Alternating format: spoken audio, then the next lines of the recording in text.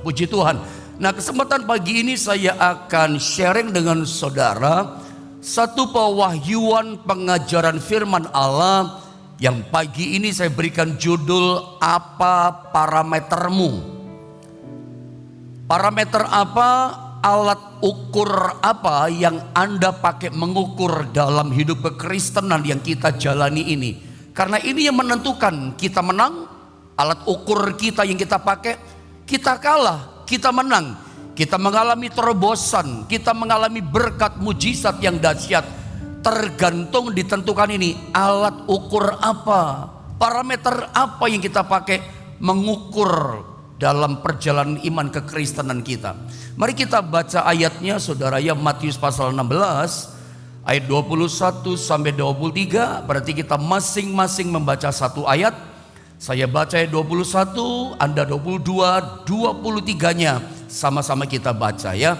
Matius pasal 16, saya baca ayat 21, begini kata firman Allah. Sejak waktu itu Yesus mulai menyatakan kepada murid-muridnya bahwa ia harus pergi ke Yerusalem dan dikatakan apa? Menanggung banyak penderitaan dari pihak tua-tua, imam-imam kepala dan ahli-ahli Taurat, lalu dibunuh dan dibangkitkan pada hari ketiga. Teruskan ayat 22 saudara.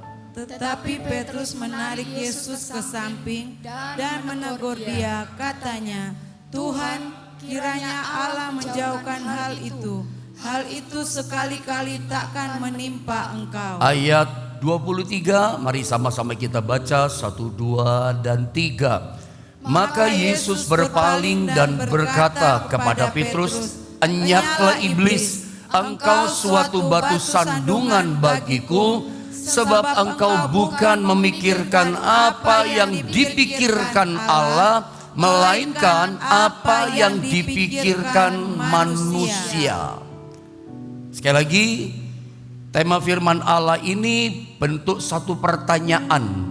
Dan ini saya sodorkan kepada Anda menjadi satu perenungan pertanyaan ini.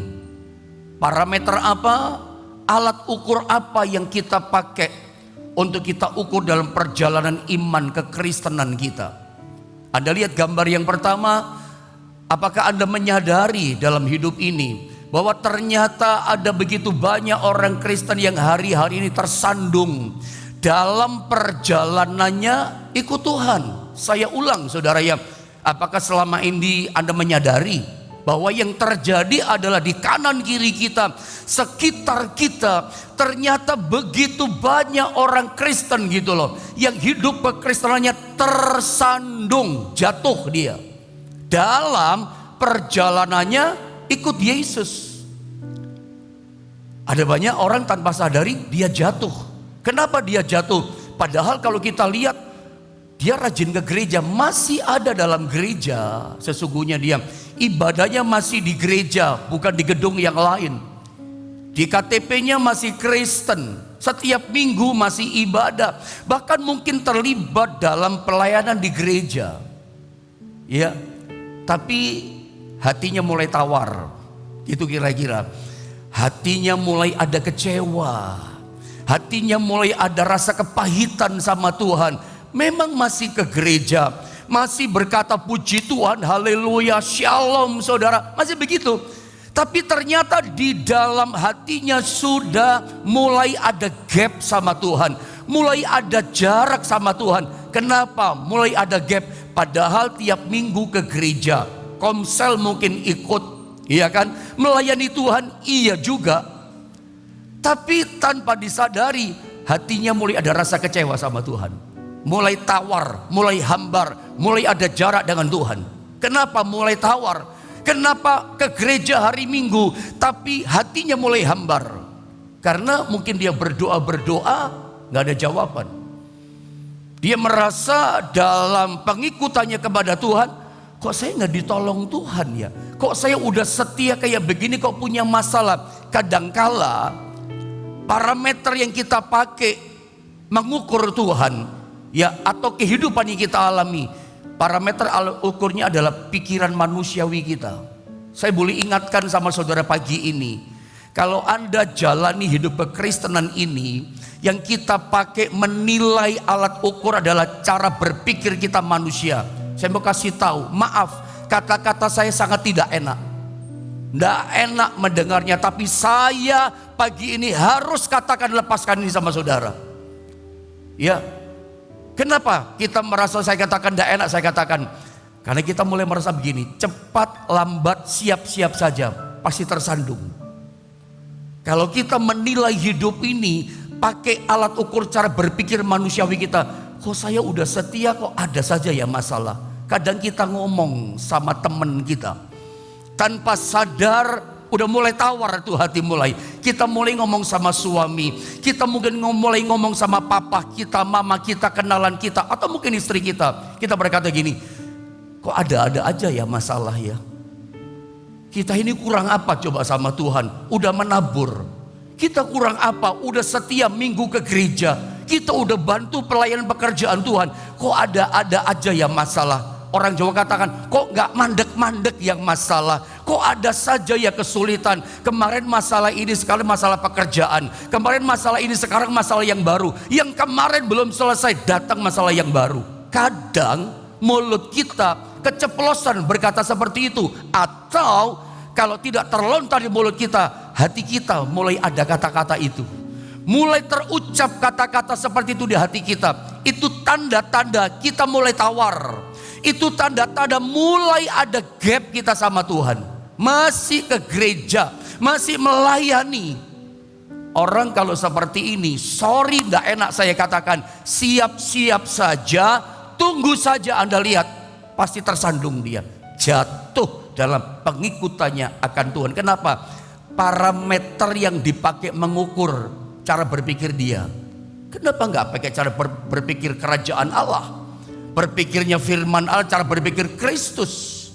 Kadangkala kita melihat seperti itu. Saya banyak melihat, maaf kalau saya katakan, ada orang yang saya lihat itu bisa hamba Tuhan sih, bisa jemaat juga.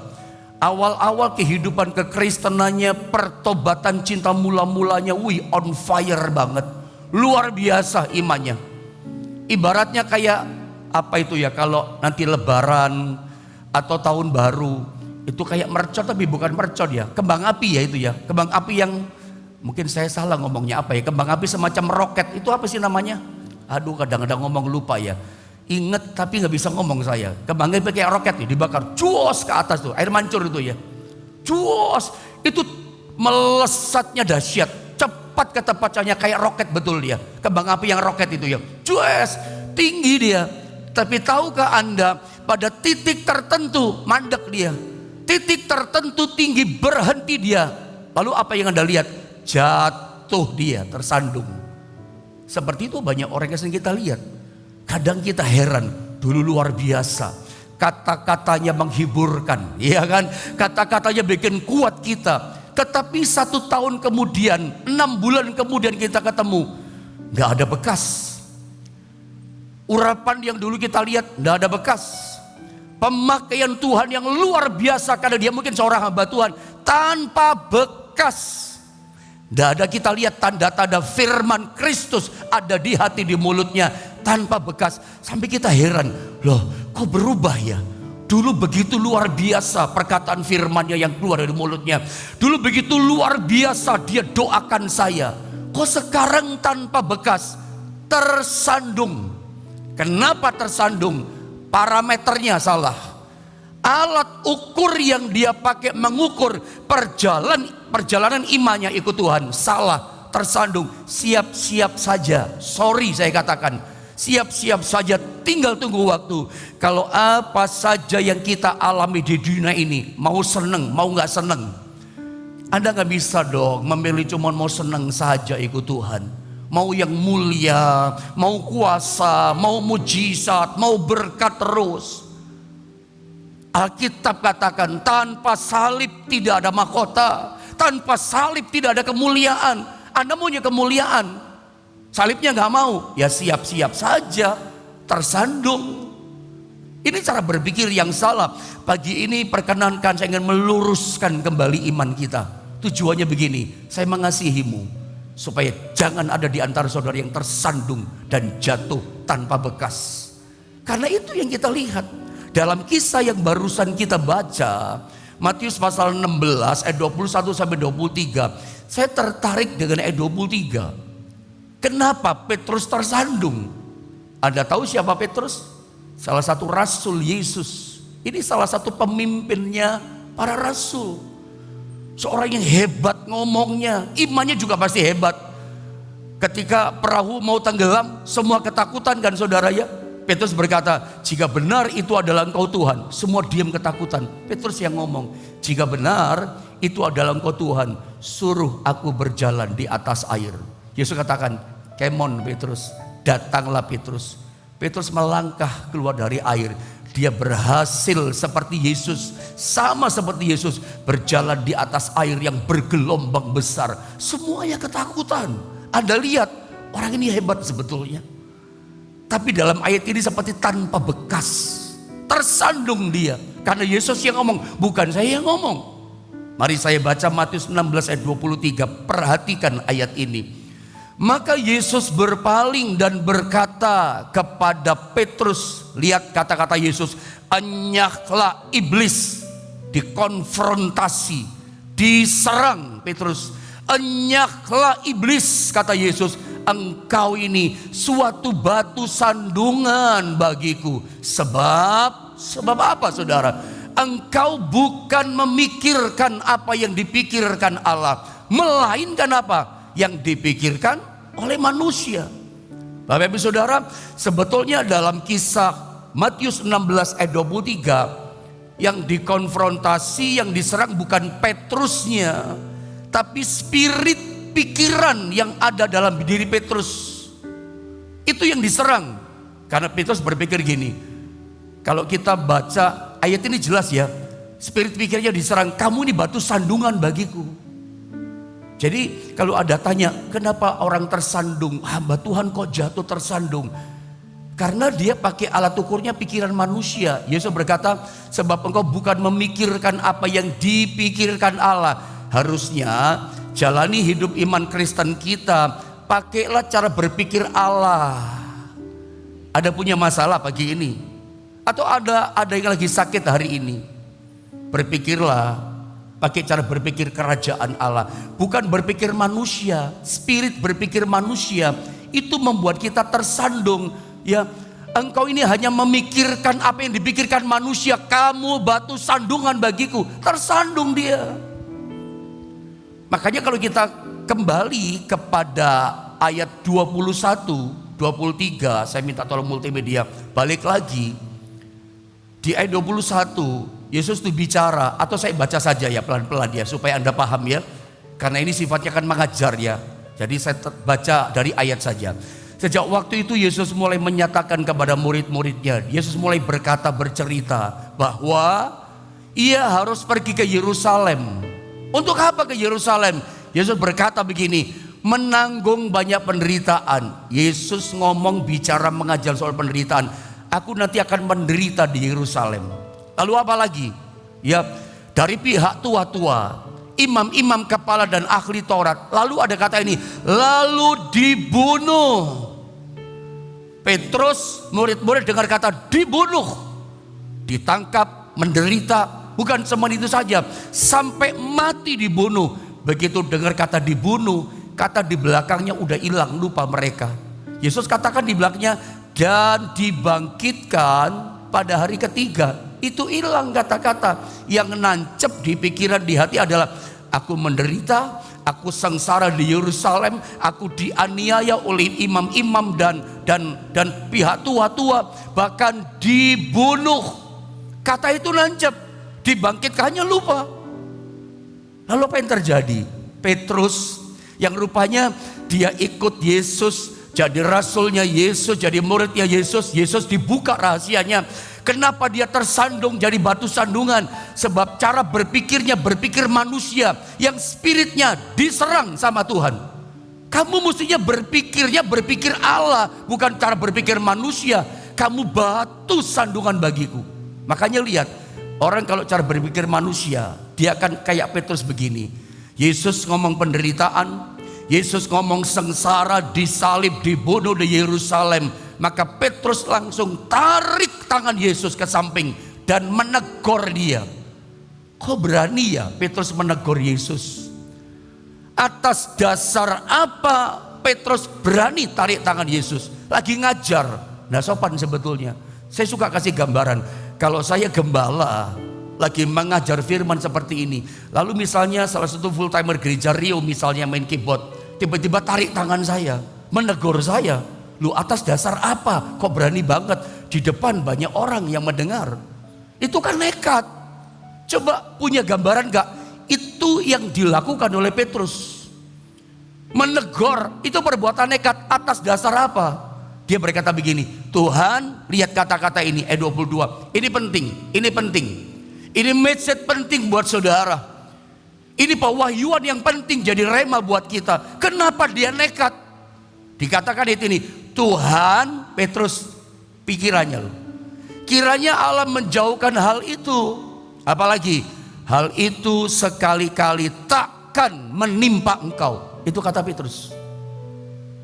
Anda lihat coba gambar ini. Anda lihat gambar berikutnya. Mengapa setelah memutuskan mengikut Yesus, maka proses pembaharuan pikiran harus segera dimulai. Begitu bertobat, percaya pada Yesus, langkah yang harus kita lakukan apa? Pembaharuan pikiran. Kalau enggak, siap-siap tersandung. Itu yang terjadi pada Petrus. Pikirannya dia berkata gini, itu sekali-kali tidak akan menimpa engkau Tuhan. Allah menjauhkan hal itu daripadamu. Petrus berkata, enggak mungkin deh, engkau kan anak Allah. Karena gini loh saudara ya, bagi pikiran Petrus, saya kembali pada pola pikir manusia. Pokoknya gini, poin penting pertama, pewahyuan penting pertama yang saya lepaskan sama saudara. Cara berpikir manusia itu dapat membuat kita tersandung sebagai orang percaya. Dengar baik ini. Cara berpikir manusia, ini pewahyuannya, ini dapat membuat orang tersandung dia sebagai orang percaya. Kenapa tersandung pikiran manusia kita?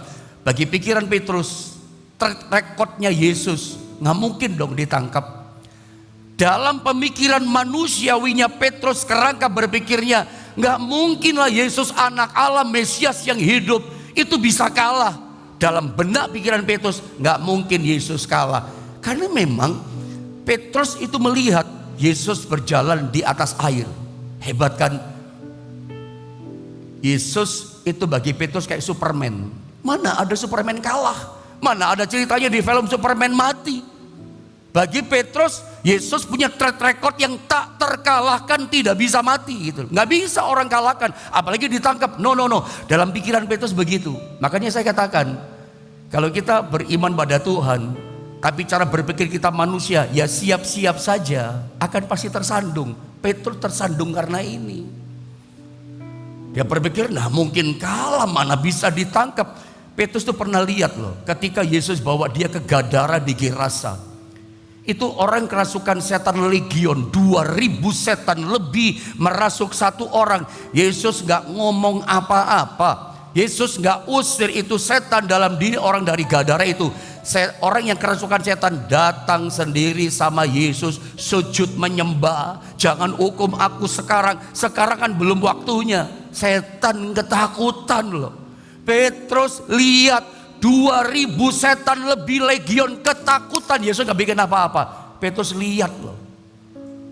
Iya. Bahkan dia lihat yang namanya Lazarus tubuhnya sudah busuk. 4 hari dalam kubur. Yesus cuma ngomong 2 kata. Lazarus, 3 kata. Lazarus, marilah keluar. Dia lihat badai besar. Dia berkata, diam, tenanglah. Badai alam semesta pun tenang. Itu Petrus lihat. Makanya dalam pikiran Petrus gini, mana bisa anak Allah ditangkap. Karena kalau Anda baca dalam Matius 16 ayat 15-16 perikop ayat di atasnya, Yesus tanya sama murid-muridnya, menurut kamu semua siapa aku ini? Nggak ada yang bisa jawab. Ada tahu siapa yang bisa jawab? Petrus yang jawab, engkau adalah Mesias anak Allah yang hidup. Itu di pikiran Petrus, Yesus anak Allah, mana mungkin bisa kalah, mana mungkin bisa ditangkap. Tapi tetap saya mau katakan, Anda kalau ikut Tuhan, lalu cara berpikir kita gak dibaharui. Makanya tadi saya katakan kan dari awal, kalau kita cari cara berpikir kita kayak Petrus, kerangka berpikir manusia. Orang setia kok ngalami masalah. Kadang kita ngomel kan, ada aja ya masalah ini ya. Kemarin udah masalah kok ada aja. Kalau orang Jawa katakan kok ono ae ya, kok ada saja ya. Belum selesai datang masalah baru. Ini cara berpikir yang salah loh. Sorry, saya mau katakan terus terang. Cara berpikir manusia itu dapat membuat tersandung kehidupan orang percaya.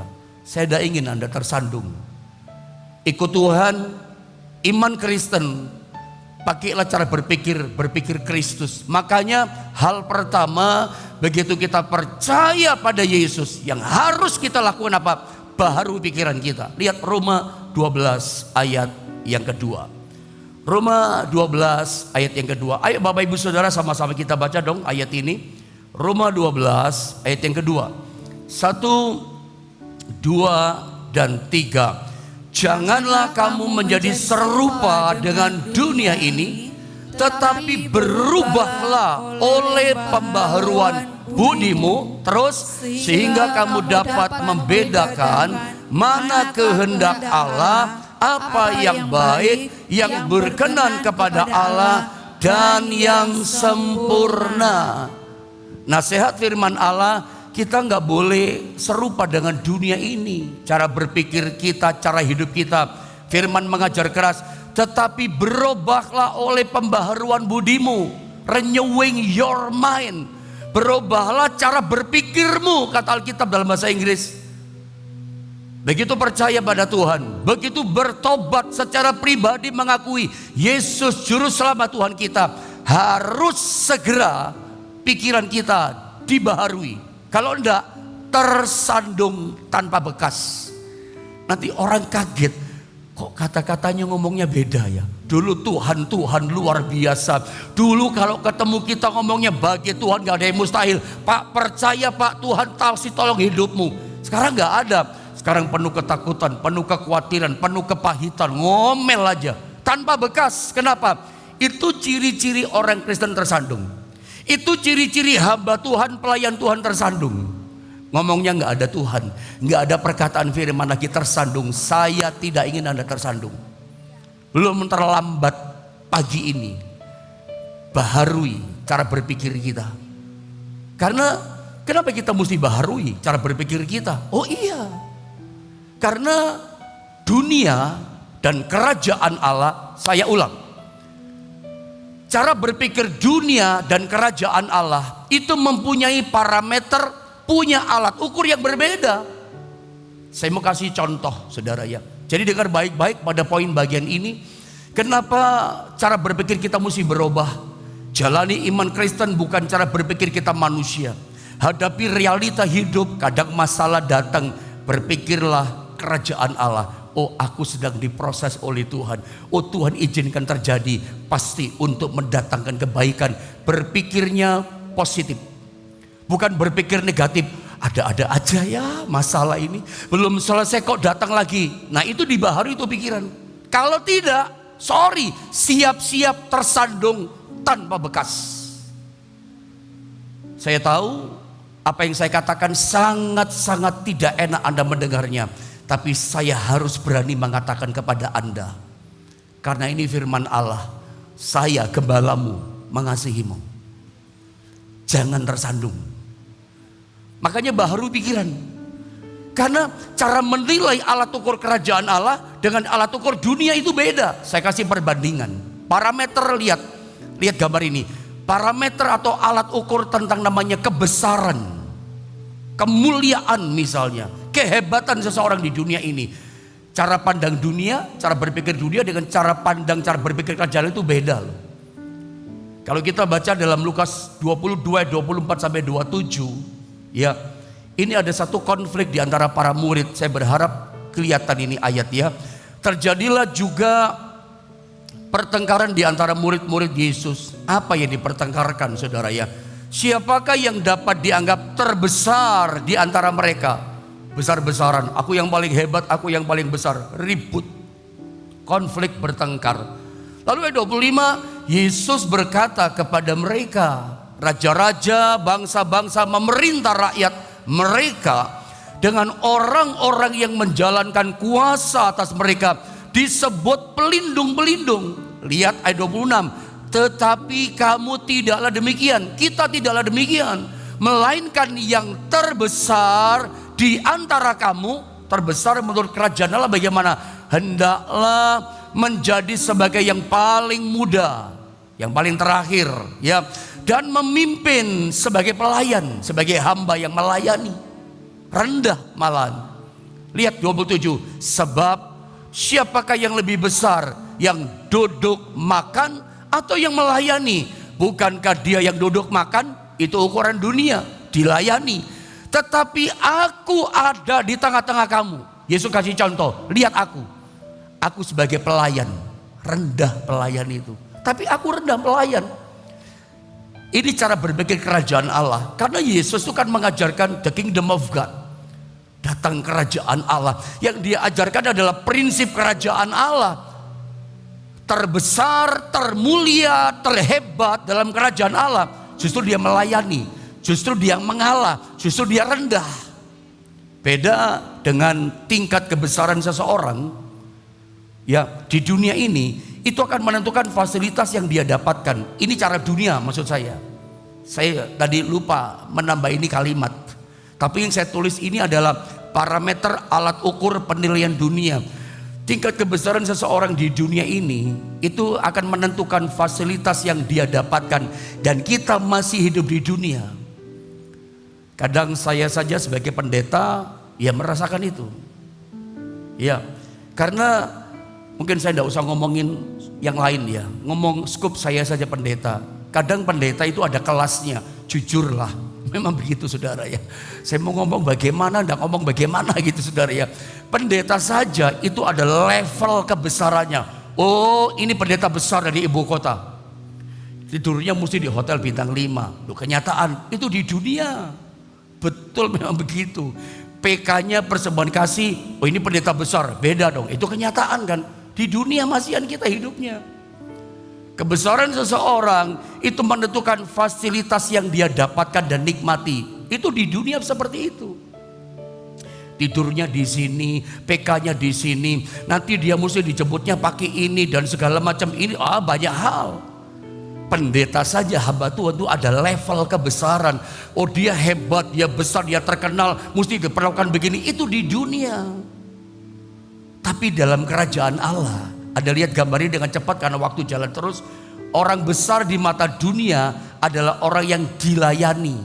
Makin besar menentukan fasilitas yang dilayani. Dilayanilah, hospitality-nya makin luar biasa. Gitu kira-kira, Anda nangkep ya? Pejabat lebih tinggi jabatannya, hospitality-nya pasti beda sama yang pejabat masih di bawah jabatannya. Itu realita. Itu realita Bapak Ibu Saudara. Tetapi orang besar di mata Tuhan, orang besar di parameter kerajaan Allah, itu adalah orang yang melayani. Makanya Yesus pernah berkata begini, orang yang melayani itu dihormati oleh Bapakku yang di sorga. Kadang-kadang kita melayani di gereja saja ya, maunya yang tampil kan. Oh, kalau bisa kayak Pak Yohanes khotbah. Ya, setiap orang itu beda-beda ya. Tidak mungkin gereja bisa khotbah semua. Kalau ada bisa khotbah ya tidak apa-apa, ganti saya gitu kira-kira saudara ya. Tapi kadang-kala ada orang saudara yang ketika dia dalam pelayanan, ketika dia melayani Tuhan, kadang-kala gini, ketika dikasih misal terima tamu atau jalankan kolektor, aku gini kok suruh kolektor ngederin, tidak tahu diri pendeta ini. Padahal apapun bentuk pelayanan, mau seperti apapun, Alkitab katakan dia dihormati oleh Bapa. Orang besar di mata Tuhan dalam penilaian pemikiran kerajaan Allah itu rendah, itu melayani. Itu baru hal kebesaran. Saya tambah satu lagi ya dengan waktu ya. Bagaimana dengan alat ukur parameter namanya kemenangan? Anda lihat dengan cepat gambar berikutnya. Sadar atau tidak, kita ini sedang berlomba bertumbuh dalam keserupaan seperti Kristus. Jadi kita itu bertumbuhnya, berlombanya di laga perlombaan ini adalah bukan semakin kaya. Perlombaan kita bukan tambah kaya, bukan tambah banyak uang kita. Iman kekristenan kita tuh berlomba cepetan itu apa? Semakin serupa seperti Kristus. Jadi saya berharap Anda bisa mengerti ya. Soal menang saja. Ukuran cara berpikir jalan menang itu menang apa? Makin kita mirip kayak Kristus, karakter kita makin berubah. Itu menang. Menang mengikis ego kita. Menang mengikis kesombongan kita. Oh enggak gampang. Saya pernah ajarkan khusus sama saudara tentang kesombongan. Saya pun ngeri yang mengajar. Karena yang namanya kesombongan itu bisa muncul bermanifestasi dengan banyak rupa. Kita merasa gak sombong. Tuhan katakan, lu sudah sombong, lu kebangetan, lu dapat mana itu dari berkat itu. Kadang tanpa sadar muncul dalam berbagai macam banyak manifestasi. Menang itu urusannya kerajaan sorga adalah makin serupa seperti Kristus. Itu perlombaan kita. Bukan makin banyak uang kita, makin kaya, makin kuat. Bukan. Menang itu kadang-kadang gini. Bagi dunia, kalau kita ngalah, goblok kamu.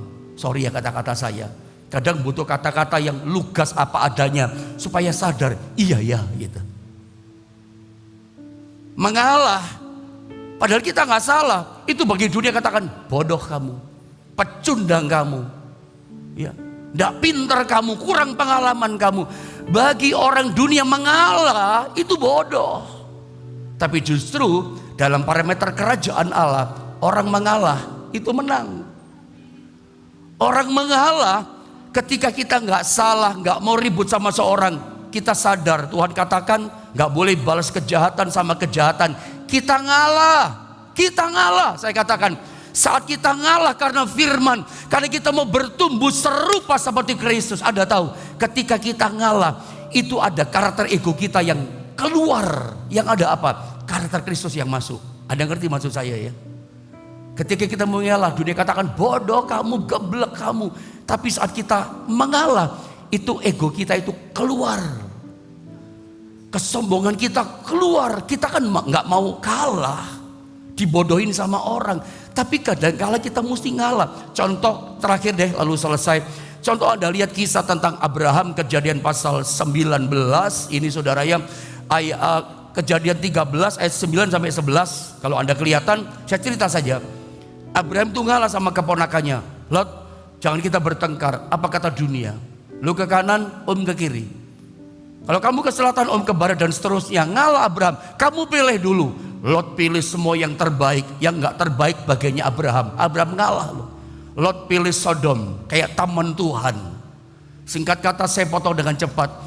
Abraham ngalah sama keponakan. Ini kalau orang dunia lihat, bodoh, om kok bodoh, engkau kok gak pintar, dibodohin sama keponakan. Tapi Anda lihat dalam Alkitab nanti kita tahu ending ceritanya. Yang happy ending bukan Lot. Lot keluar dari Sodom, gak punya apa-apa, cuman baju melekat di badan. Untung dia tidak jadi barbeque, daging panggang. Hancur semuanya. Anda lihat yang menang siapa happy endingnya? Abraham. Ngalah itu menang. Coba ada cara berpikir seperti ini, cara berpikir manusia. Oh kita pasti tersandung. Oh kita balas, kita hajar gitu. Tapi Alkitab katakan jangan balas kejahatan dengan kejahatan. Tanpa sadar masih ke gereja. Seperti ini tadi saya katakan. Tapi gak taat sama Tuhan. Tersandung. Itu kalau diterusin gak dibaharui pikirannya. Nanti lenyap semuanya tanpa bekas. Nanti gak ada rohaninya. Saya tidak ingin Anda tersandung. Belum terlambat. Baharui cara berpikir kita sehingga parameter kita pakai untuk mengukur menjalankan iman Kristen kita, parameternya Kristus, parameter kerajaan Allah. Makin bertumbuh dalam Tuhan, biarlah hari ini kita juga yang berdoa puasa, kita semakin diobahkan oleh Tuhan.